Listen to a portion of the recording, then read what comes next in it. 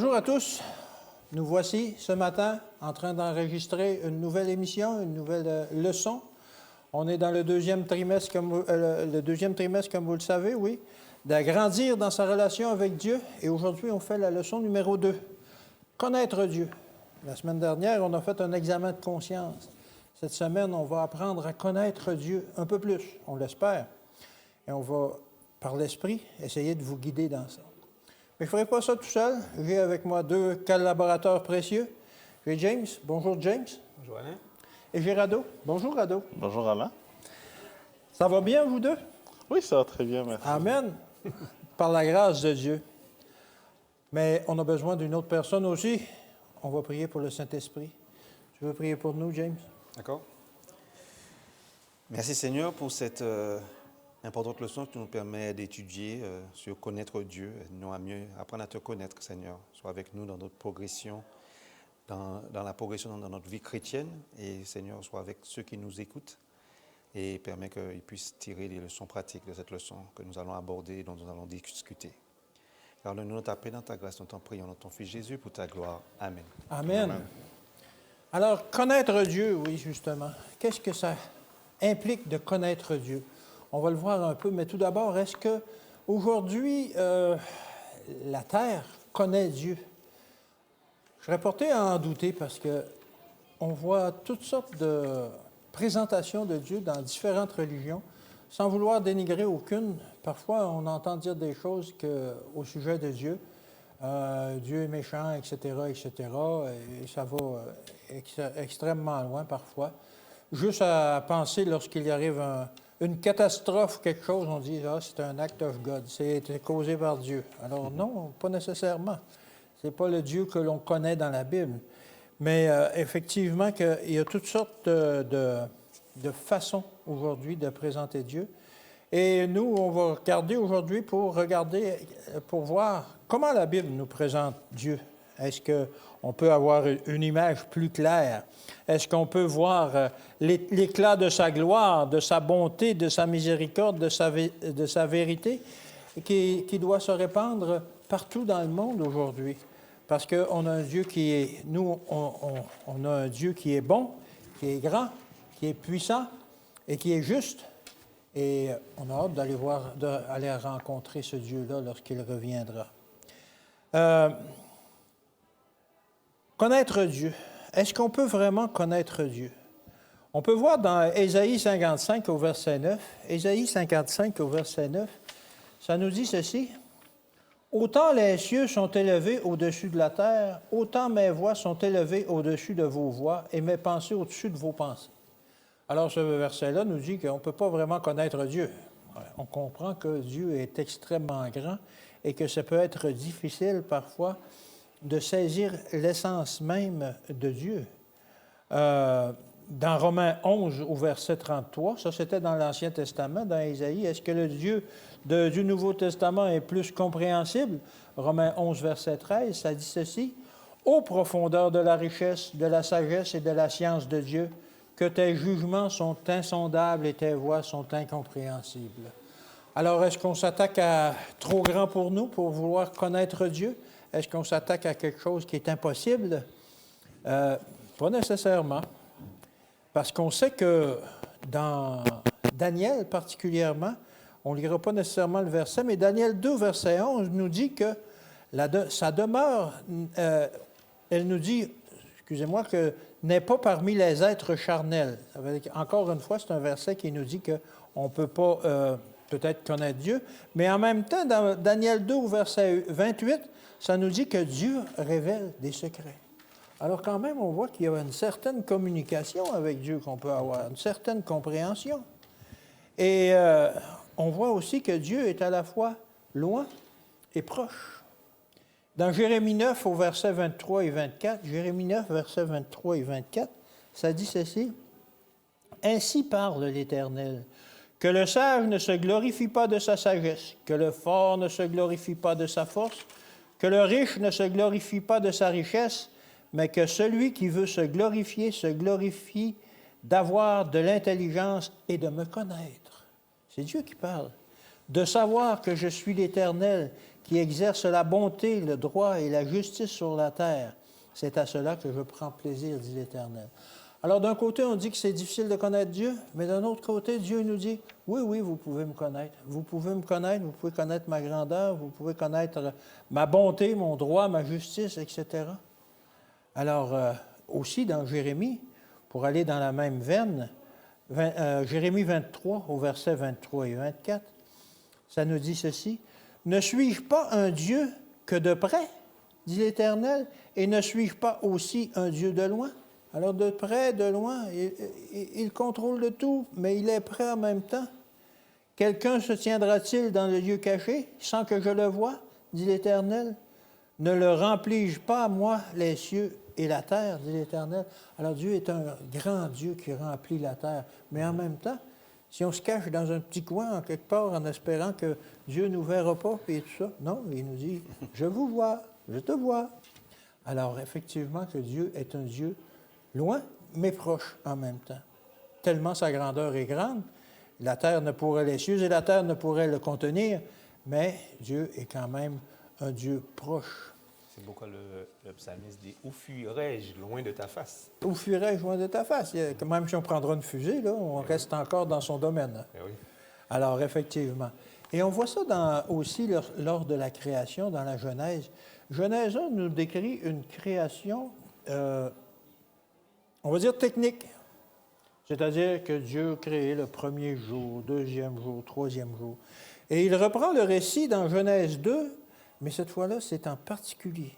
Il a créé l'homme, il a créé tout ça. Je vous invite à lire ces deux chapitres-là de la Genèse.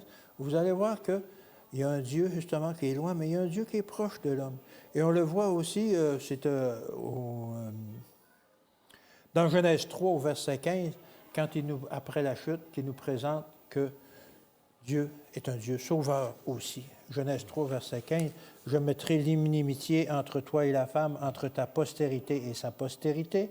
Celle-ci t'écrasera la tête et tu lui blesseras le talon. » Alors on voit que déjà, au tout début, Dieu se présente comme un Dieu proche.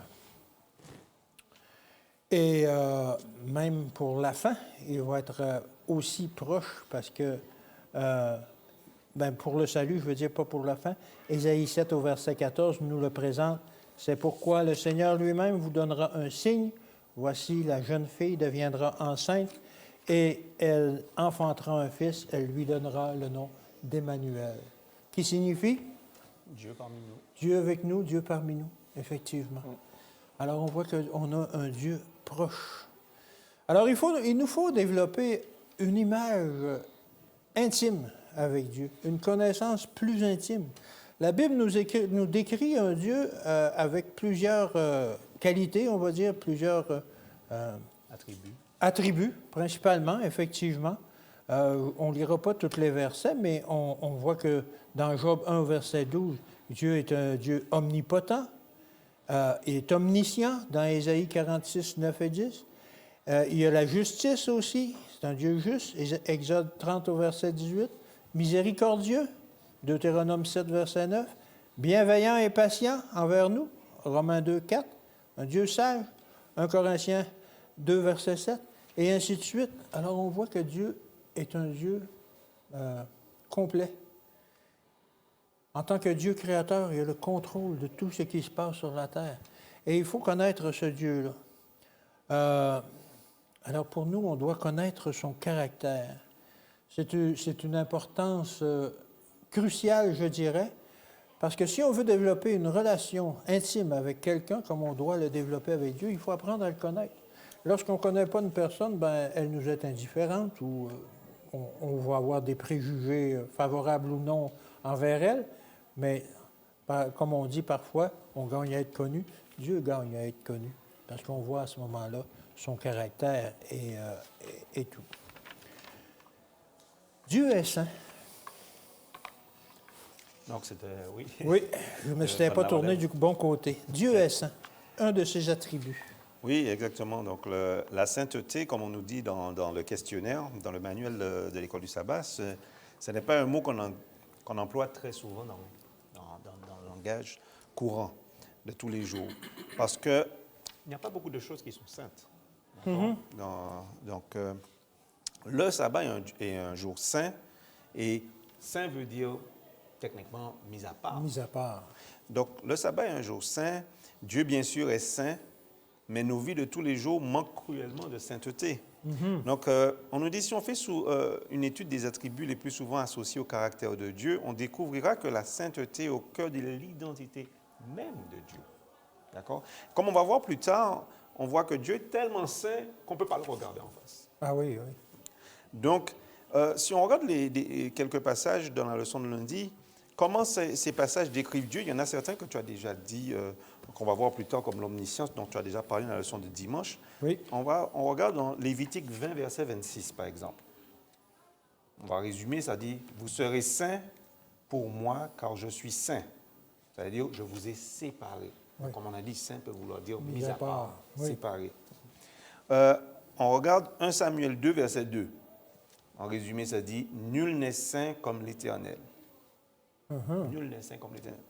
Et si on regarde dans Ésaïe, donc là c'était 1 Samuel 2, verset 2, et Ésaïe 7, ça va nous dire, Ésaïe 57, je m'excuse, « J'habite dans les lieux élevés, dans la sainteté. Donc Dieu nous montre qui il est. « J'habite dans la sainteté. » Et Ézéchiel 38, verset 23, je manifesterai ma grandeur et ma sainteté. Donc là, j'ai résumé les versets, on ne les a pas lus. Mais c'est juste pour nous montrer, on nous demande pourquoi, qu'est-ce qu'ils décrivent de Dieu à chaque fois, c'est sa sainteté. Donc quand la Bible décrit Dieu, c'est comme il est la quintessence de la sainteté. Ça signifie qu'il est totalement dénué de tout mal. C'est pourquoi on nous dit, Christ qui était sans péché s'est fait péché pour nous. Il est descendu sur la terre, il est descendu dans le monde. Le seul monde qui est péché, il est descendu, Dieu lui-même, dans la forme de Christ, en la personne de Christ, est descendu dans le péché. Nous qui sommes, on va dire, comme une anomalie dans l'univers. Oui. D'accord. Et il est descendu, lui qui est sans péché, qui est sans tache. Et il a été, on nous dit, Dieu est à 100% bon du début jusqu'à la fin. Et en ce sens, la sainteté de Dieu est le fondement de tous ses autres attributs. Donc on nous dit, comme on a vu tout à l'heure, l'amour de Dieu est un amour pur et saint. Il y a son omniscience, le fait qu'il peut tout connaître. On n'a pas besoin de... On nous dit, avant même, la Bible nous dit, avant même que la parole ne fût sortie, Dieu avait déjà envoyé son messager. Oui, effectivement. L'ange a eu le temps de venir, avant même que Daniel aille exprimer ce qu'il allait exprimer, Dieu avait déjà envoyé le messager, il avait déjà fait le droit pour voir Daniel et dire, pour lui dire, ne t'en fais pas, on sait ce que tu veux. C'est une sainte omniscience, c'est-à-dire qu'elle est dépourvue de mauvaises intentions. Auriez-vous fait confiance en un Dieu omniscient s'il n'était pas saint? Il sait tout, mais il n'est pas saint. Oui, il utiliserait cet attribut-là pour parfois nous faire du mal ou quelque chose. Pour nous aider comme des pantins. Oui. Et c'est ce qui nous réconforte, c'est de savoir que Satan connaît beaucoup de choses, mais il n'est pas omniscient. Oui, non, effectivement. Lui, il connaît de façon empirique. Il nous connaît parce qu'il peut nous avoir vu naître, Satan. Il est là depuis plus de 6000 ans. Il en a vu des générations. Il connaît l'homme. Donc, il connaît l'homme par cœur. Donc, c'est pour ça, quand il voit 2 ou 3 caractéristiques de quelqu'un, il sait tout de suite, voilà sa faiblesse. C'est égoïste. Comment les aborder? Voilà, il sait tout de suite. Pour le faire tomber. Exactement. Donc, il nous connaît comme une partition de musique, mais ça ne veut pas dire qu'il peut savoir nos pensées. La preuve, Dieu nous demande des fois pour prier de nous retrouver dans des lieux secrets ou privés. Et Satan, quand on prie, ne peut pas rentrer. Il ne peut pas lire nos pensées. Donc ça nous rassure. Nous avons aussi Dieu qui est omnipotent. Comme tu as dit tout à l'heure, le fait qu'il soit tout-puissant, c'est une sainte omnipotence. On nous dit, imaginez un Dieu qui serait omnipotent mais pas saint. Il pourrait être puissant, un puissant tyran malfaisant. C'est-à-dire qu'il a toute cette puissance, mais il la sert à mauvais escient. Et alors que Dieu, tout ce qu'il a fait, c'est pour montrer justement à l'univers, j'aurais pu détruire Satan, j'aurais pu détruire le tiers des anges là qui ne m'a pas obéi, j'aurais pu détruire Ève et en refaire une autre pour Adam. Mais il voulait montrer à l'univers, je ne suis pas ce type de Dieu-là.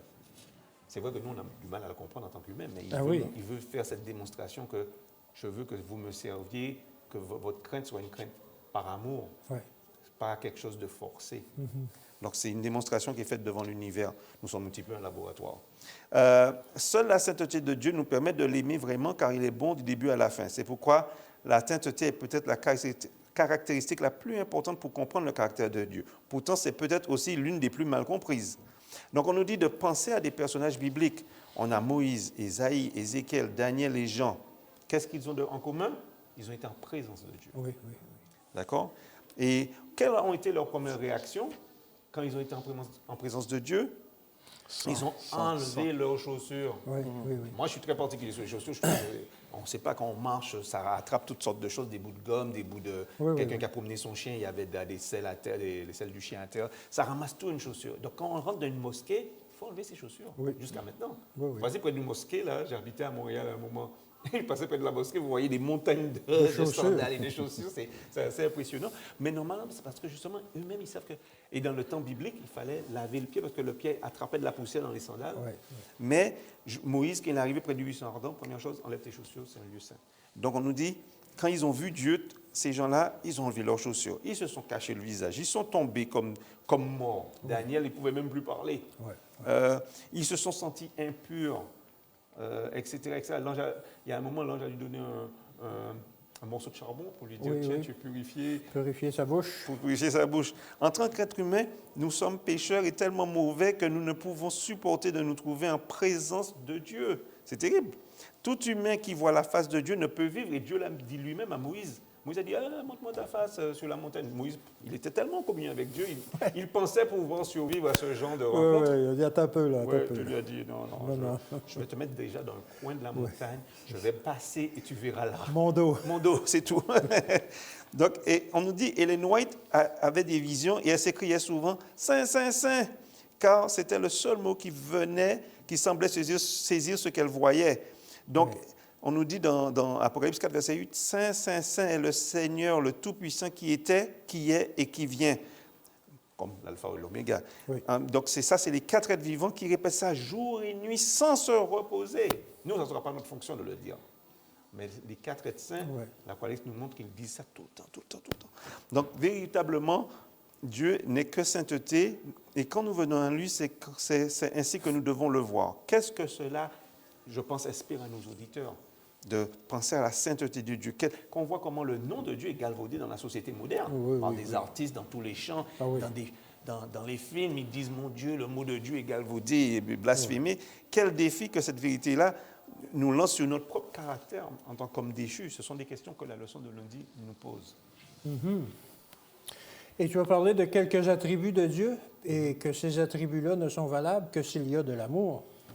Effectivement, donc nous avons vu tout à l'heure que la base, le fondement de notre relation avec Dieu, c'est de le connaître. Cette semaine, c'est ce que nous sommes en train de voir. Nous avons vu tout à l'heure que cette sainteté, cette perfection de Dieu, c'est un des attributs de Dieu. Et cette sainteté-là, en fait, ça nous permet de reconnaître à quel point nous sommes pécheurs. Exactement. Ça, c'est l'impact que ça a sur nous. Maintenant, l'amour de Dieu, qu'est-ce que ça a comme impact pour nous? Là aussi, on parle ici de l'amour de Dieu qui dit que, si on regarde dans le livre 1 Jean 4, verset 8, la dernière portion du verset dit « Dieu est amour ». Oui, oui, oui, oui. Jean n'a pas dit ici « Dieu est aimant ». Non. Ni Dieu veut vous aimer. C'est vraiment Dieu est amour. C'est un verbe d'état, c'est pas un verbe d'action. Alors, l'amour, c'est le caractère de Dieu, c'est Dieu lui-même. Oui. Alors, maintenant, en quoi ça nous impacte à nous? Si on lit le verset, du verset 7 au verset 19, tout ce texte-là nous dit, bien-aimés, aimons-nous les uns les autres, car Dieu est amour. Donc, maintenant, Dieu est amour. Ça veut dire, déjà, c'est quoi amour? Comment est-ce que Dieu exprime son amour? Cet amour de Dieu-là, c'est exactement comme sa sainteté qui est la perfection. Donc l'amour aussi, c'est une perfection, c'est de l'amour parfait, l'amour inconditionnel, l'amour libre de Dieu envers nous d'abord.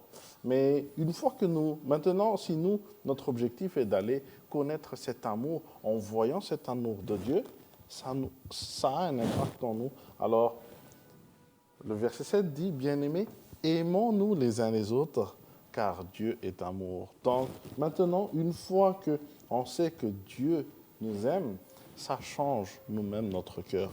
Le fait que, pourquoi ça changerait notre cœur? Parce que Dieu, en tant que lui en tant que Dieu, il y a plusieurs noms dans lesquels on nomme Dieu. Comme, on prendrait un exemple dans dans Malachie 1 et 6, dans Genèse 15 et 2, on l'appelle Adonai. C'est qui Adonai? C'est celui qui règne, c'est celui qui a l'alliance. Donc en fait, on dit que Dieu aime parce que Dieu respecte son alliance. Dieu aime parce que Dieu respecte son engagement envers nous. Et comme on sait que quand quelqu'un respecte son engagement envers nous, ça nous dit qu'on peut lui faire confiance. Et c'est de là que vient l'amour, c'est de là que vient le respect, c'est de là que vient en fait ce fait qui nous transforme, comme quoi nous aussi, en retour, on aime Dieu. Ça, c'est la première chose. Il y a aussi dans Genèse 22, 13, Yahvé Jireh, Dieu pourvoira. Ouais. Ça veut dire que Dieu va aller, encore une fois, être fidèle à lui-même envers nous.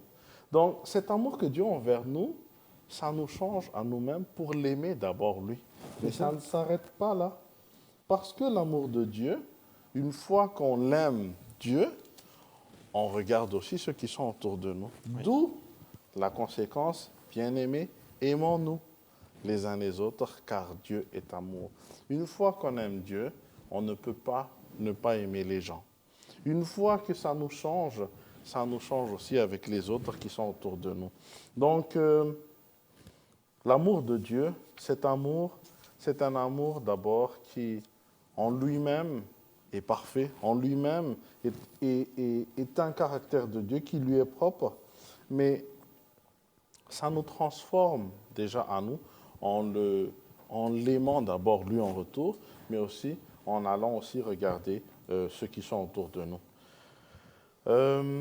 Comment s'est exprimé cet amour de Dieu? Ah, wow. Il y a ce qui exprime le plus l'amour de Dieu, c'était le fait qu'il a livré Jésus, son Fils. Ouais. On va le regarder plus loin en arrière, mais ça, c'est une des expressions qui font que ça nous touche le plus pour qu'on puisse en retour et l'aimer et aimer ceux qui sont autour de nous. Effectivement, et comme tu le signales, le grand signe qu'il nous aime, c'est justement qu'il a donné son Fils. Et souvent, on minimise ça dans le sens qu'on utilise souvent cette expression-là. Jésus est mort pour le pécheur. Ça devient un peu so what? Mais en réalité, imaginez-vous donner votre fils pour un voisin qui est fatigant, là, que vous n'entendez pas. Alors, on ne s'imagine pas faire ça. On ne s'imagine pas faire ça. Mais Dieu l'a fait. Dieu qui est saint, justement, comme on le disait, Dieu qui est amour, a donné son Fils. Il aimait son Fils. Il n'avait pas envie de le voir mourir. Exact. Alors, c'est vraiment un grand sacrifice. Et Dieu, l'amour de Dieu s'est manifesté aussi dans la création. Oui, exactement. Oui, ben, justement, donc, Rado parlait du nom de Dieu comme Adonai, Jéhovah Jireh. Oui. On l'entend des fois dans certains chants religieux, on va dire, qui donnent des fois les différents noms du Seigneur, El Shaddai, Adonai, etc. Oui, c'est ça. Mais là, on nous dit que des fois, ce n'est pas évident de se rappeler tous, parce que ce sont des mots quand même hébreux, mais ils ont tous une signification. Mais on nous dit que dans la Genèse, quand on parle les premiers mots de la Bible, au commencement, Dieu, il est décrit traduit comme Elohim. D'accord? Donc, oui. Et on sait que, bien que c'est un mot qui peut être traduit pour parler de faux Dieu, parce que c'est un mot déjà pluriel. Oui, c'est un mot pluriel. Donc, Elohim en français, puis Elohim au pluriel. Au pluriel, mais voilà.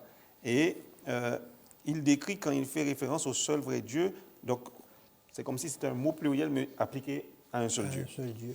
Donc c'est Dieu créateur, tout-puissant, et c'est en lien avec la création, c'est un Dieu transcendant qui dépasse notre compréhension. De toute façon, le mystère de la Trinité, même si le mot n'est pas dans la Bible, ben, on parle en... J'aime bien qu'en anglais, ils ont trouvé un mot, c'est the Godhead. Godhead, oui. En français, on n'a pas trouvé un mot équivalent, mais j'aime l'exemple qui dit que Dieu, on peut le décrire avec Jésus, le Saint-Esprit, comme étant, c'est comme si c'était un nom de famille. Oui, il y a la famille, mettons, mon nom de famille, c'est Joseph, mais dans la famille Joseph, on va retrouver Rebecca, Jensen, Joris. Donc, c'est un petit peu ça. Donc mais c'est vrai que c'est difficile à C'est comprendre. difficile à comprendre. Voilà. Mais on aura toute l'éternité pour que Dieu nous explique les choses qui nous échappent pour le moment à nos cerveaux limités. Amen. Mais Dieu nous demande de croire à des choses, à tous ceux qui sont dans la Bible avec la foi et avec les moyens que nous avons. Mais il nous a donné des lumières, dont Ellen White, pour nous essayer de comprendre ce qu'on étudie dans la Bible. Et puis il nous donne son Saint-Esprit. Et puis des gens aussi, des fois, qui sont plus avancés que nous, qui nous permettent de comprendre certaines choses. Et on ne pourra pas tous comprendre tout. Non, mais non. Il faut savoir que chaque personne aussi n'est pas à la même étape dans sa course avec le Seigneur. Mais, qu'est-ce que j'allais dire quand Dieu est tellement puissant que quand il parle, sa voix elle est créatrice. Ouais. Mais plus tard dans Proverbes, on va voir, dans Psaume, on va voir, et puis après on sait que c'est Jésus en fait qui a créé. Oui. Qui a Effectivement. créé, et avec sa voix, il a créé C'était le lui logos l'agent de créateur. Jean. Mais oui, Oui. c'était lui l'agent créateur. Et on nous dit que, mais au début de Genèse, on nous dit quoi? Créons l'homme. Ouais. Créons. Ils étaient là comme un comité. Créons l'homme à notre image. Et au verset 1, l'Esprit de Dieu se mouvait sur les eaux. Oui, exactement. L'Esprit de Dieu se mouvait sur les eaux, exactement. Et on nous dit que dans le chapitre 2, il y a un nom différent qui apparaît pour Dieu, c'est Yahvé. Yahvé, oui. Comme Jéhovah, Yahvé.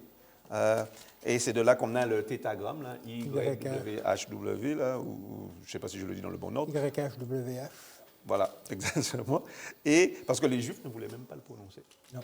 Donc, ce nom est associé à Elohim, Yahvé Elohim, le même Dieu tout-puissant. Mais le nom Yahvé est le nom le plus personnel du seul vrai Dieu. C'est pourquoi les Juifs ne voulaient pas le prononcer. Souvent utilisé pour souligner que Dieu est le Dieu de l'alliance dans une relation d'amour avec le peuple qu'il a créé.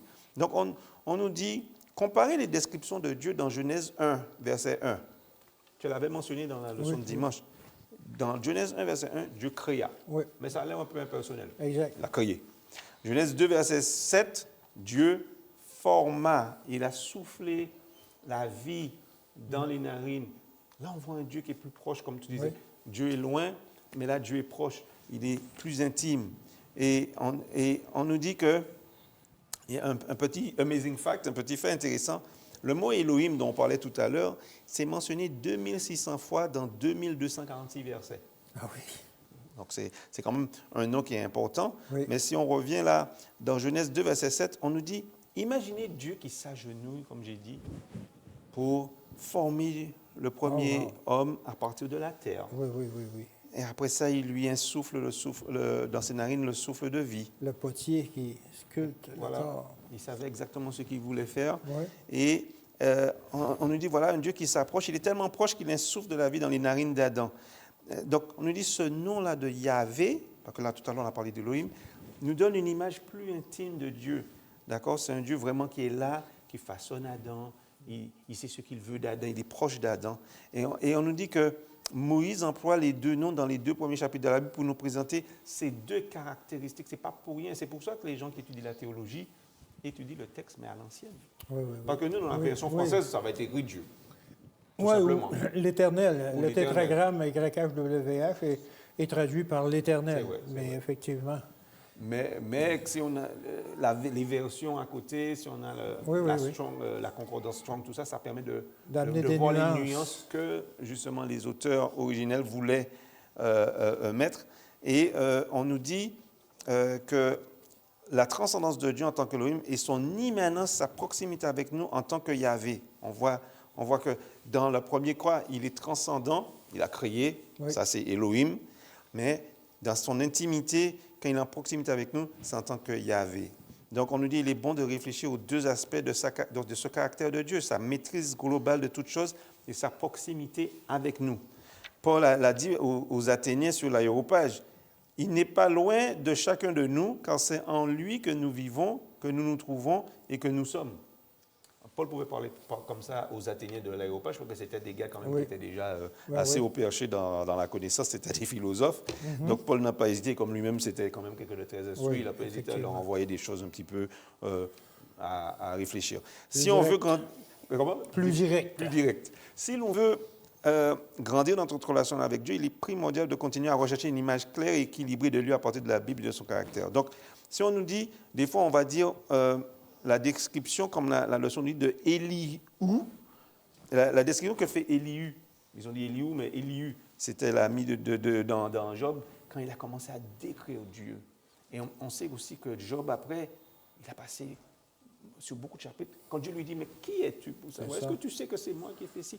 Mais Job aussi a commencé, lui aussi, à décrire Dieu.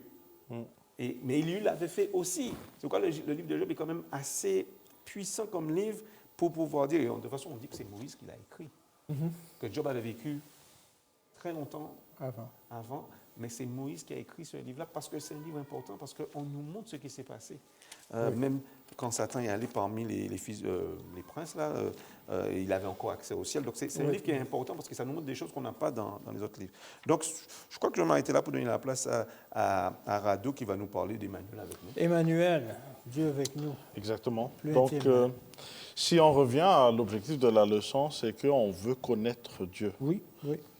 Pour connaître Dieu, nous avons vu tout à l'heure qu'on connaîtrait sa sainteté, son amour. La création nous permet de mieux connaître Dieu. Mais la chose qui nous permet le plus de connaître Dieu, c'est... Non, pas la chose, je vais rectifier. Oui. Celui qui nous permet de mieux connaître de Dieu, c'est Jésus qui est son Fils. Alors, c'est à travers Jésus, justement, que Dieu exprime son amour. Pourquoi? Parce que Jésus était celui qui a révélé l'amour de Dieu sur terre. Oui. Jésus est l'image, justement, qui reflétait Dieu sur terre.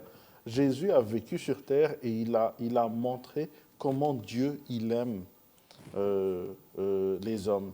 Alors, comment est-ce que Jésus s'exprime lui-même? C'est dit, celui qui m'a vu a vu le Père.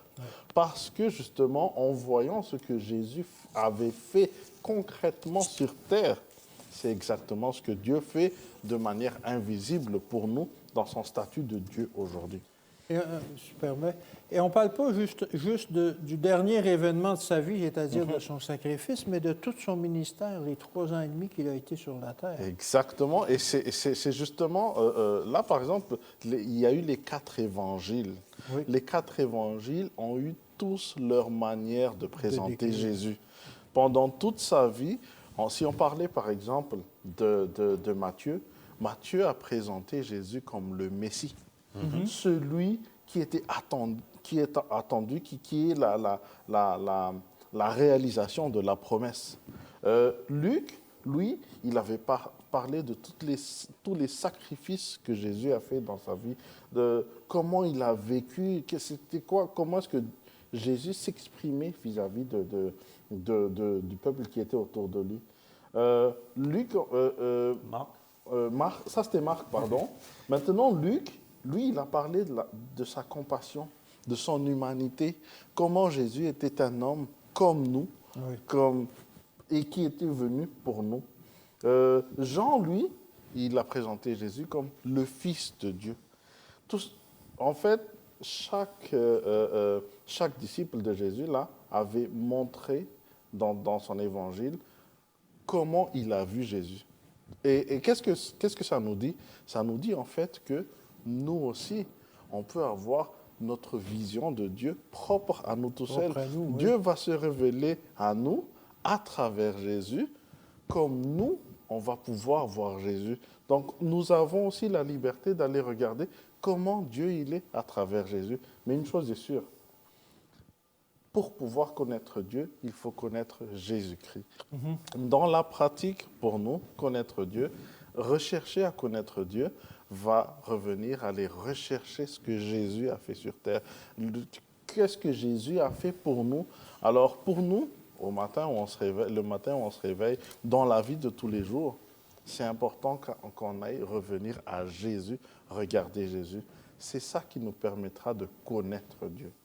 Commencer notre journée avec lui? Oui, tout à fait. Et d'ailleurs, si je vais résumer par un verset dans Matthieu.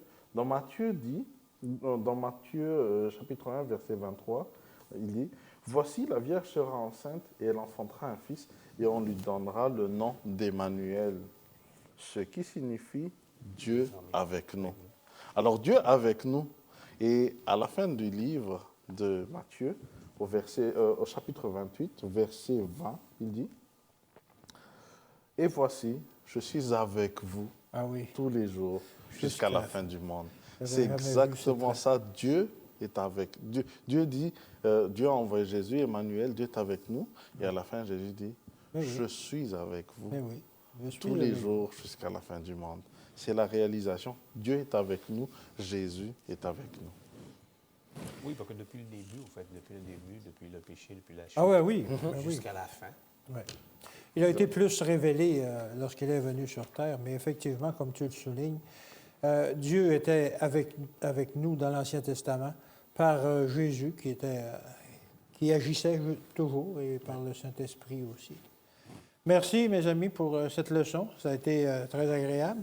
J'espère qu'on vous a aidé un peu à mieux comprendre Dieu. Mais la meilleure façon que vous pourrez le connaître, c'est de vivre avec lui des expériences chaque jour de votre vie. Alors, on vous souhaite que vous puissiez justement développer votre foi en lui en vivant des expériences, en vivant des choses avec lui, avec Dieu. Pour terminer, tu veux prier pour nous, Rado? Nous allons prier. Seigneur, merci de nous avoir parlé à travers cette leçon aujourd'hui. Nous savons qu'il est important pour nous de te connaître en tant que Dieu. Il est important pour nous de comprendre que tu as tous tes attributs en tant que Dieu ont été faits justement pour nous, pour que nous puissions mieux te connaître, mieux marcher avec toi. Maintenant, transforme nos cœurs et puis que nous voyions en Jésus comment tu nous as aimés pour que nous puissions t'aimer en retour. C'est toute la prière que je demande pour nous, pour notre audience aujourd'hui. En ton nom, Jésus, je prie. Amen. Amen. Alors, on vous donne un rendez-vous pour la semaine prochaine, alors qu'on va étudier, ça va être une autre équipe, mais on va vous présenter la leçon 3, Orgueil contre humilité. Alors, c'est un rendez-vous. Que Dieu vous bénisse et qu'il vous garde cette semaine.